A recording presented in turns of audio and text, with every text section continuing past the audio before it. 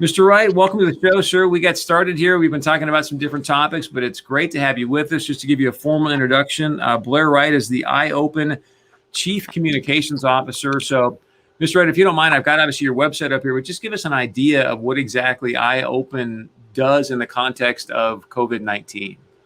It's quite simple, and thanks, first of all, for having me today.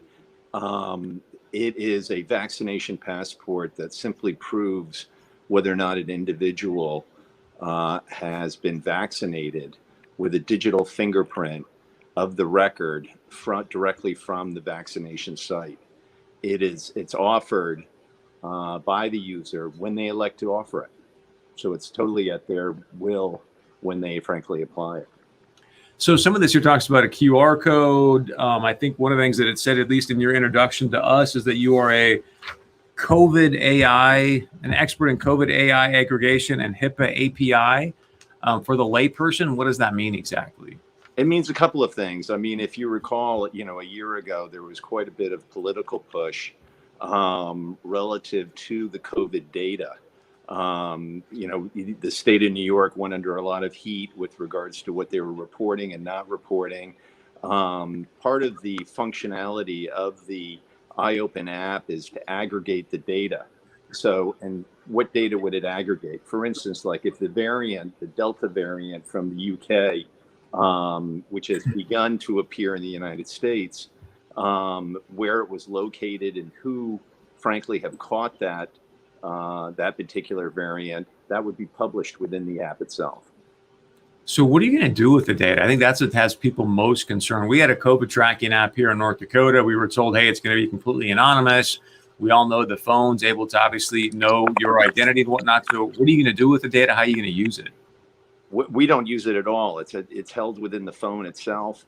And again, what iOpen is all about is putting the data back in the hands of the user, so that if they want to apply it to get into a particular venue, whether or not that's a college campus, whether or not that's a sports arena, or whether or not that's a cruise ship, they can apply it if and when they want to apply it.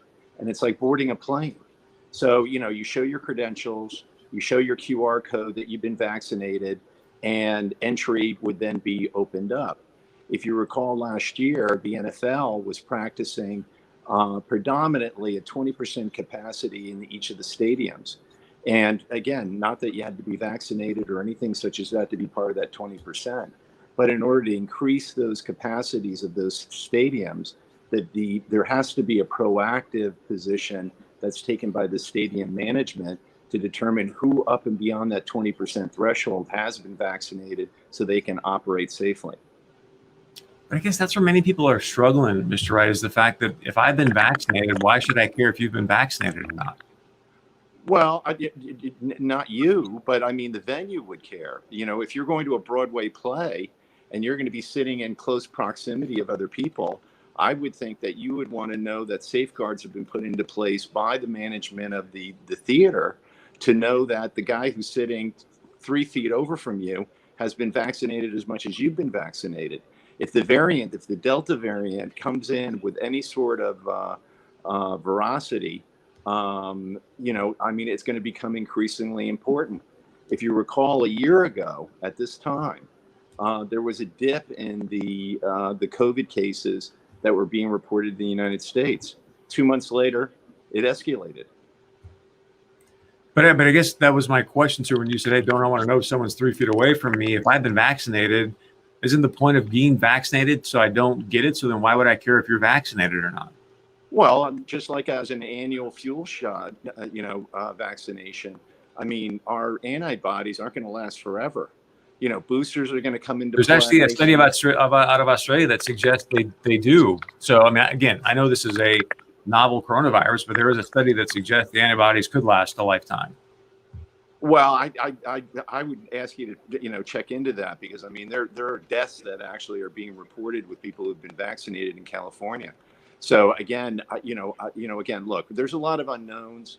The whole point here is to put the vaccination record back into the hands of the people who frankly have been vaccinated, rather than for them to depend upon a little 3-inch by 4-inch handwritten piece of paper. That I think most people can understand. Like, how am I going to keep track of that deal? Here's the other question I think is very powerful. And again, you're being very gracious, but this is a question we hear from a lot of people. It's a standpoint you said, hey, Chris, if I go into a Broadway play or a stadium, don't I want to know who's sitting where? And some people, I mean, I'm going to presume, Mr. Wright, you're against segregation, and yet many people are seeing this as, I don't know if you see what's going on with the Buffalo Bills Stadium, but they're suggesting if you're vaccinated, you can sit here. If you're not vaccinated, you can sit there. That's medical segregation. Well, I don't know if you have kids or not, but when you went to school, I went to school, I've got kids, we had to produce a rubella shot. We had to produce a hepatitis B vaccination proof.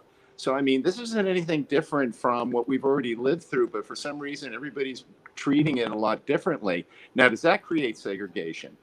By saying, hey, one kid, again, everybody needs to have their rubella shots. But to be fair, sir, I wasn't sitting people with or without rubella shots in different segments. And the other thing I think is that, and correct me if I'm wrong, like I'm assuming you know the data better than I do, but I don't remember us ever having a 99.8 or 7 or 5% survival rate. And now we're creating a vaccine, which, by the way, this is only under emergency use authorization. It hasn't even been fully vetted yet. Well, I mean, a lot of that had to do with time frame in the FDA. When you look at the criteria to move the vaccination into a non-emergency use, the amount of data that they require, we would have never gotten the vaccinations rolled out.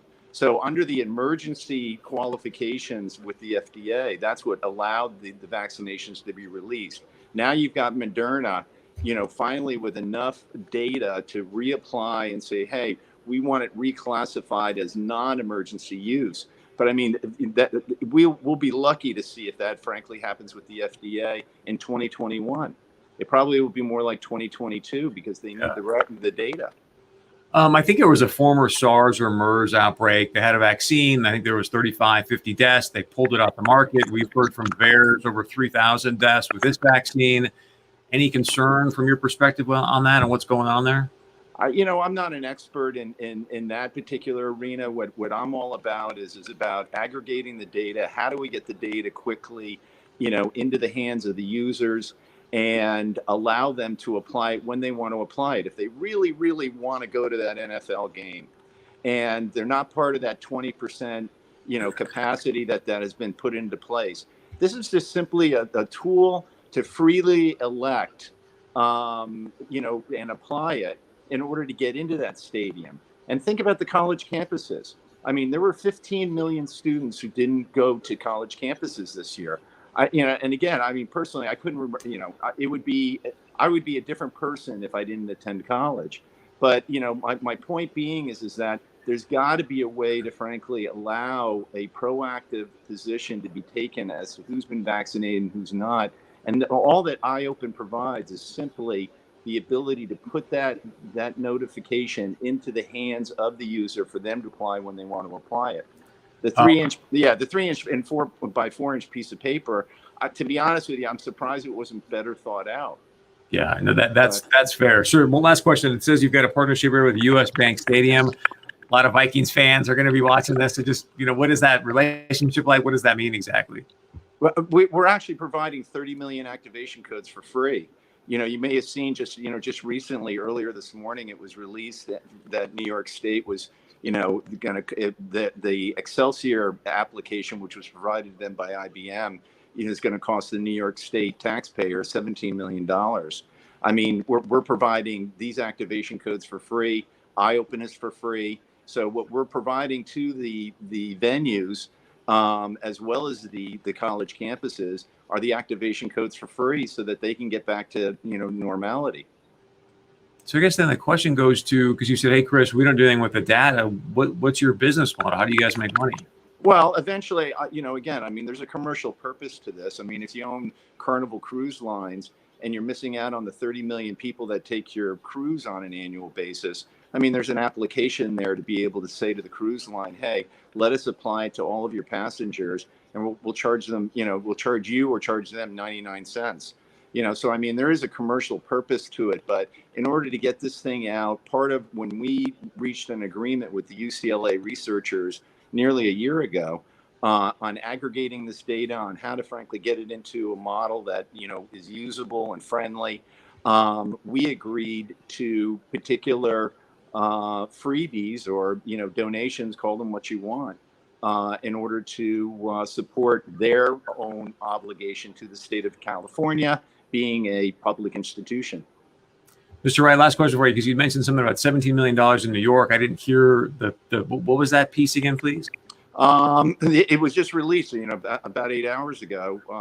It was published in, notable, publications, and you can check it out for yourself. But it came out that the state of New York is paying IBM $17 million for the Excelsior COVID passport, which again is somewhat of a surprise, considering the issue surrounding the data to begin with.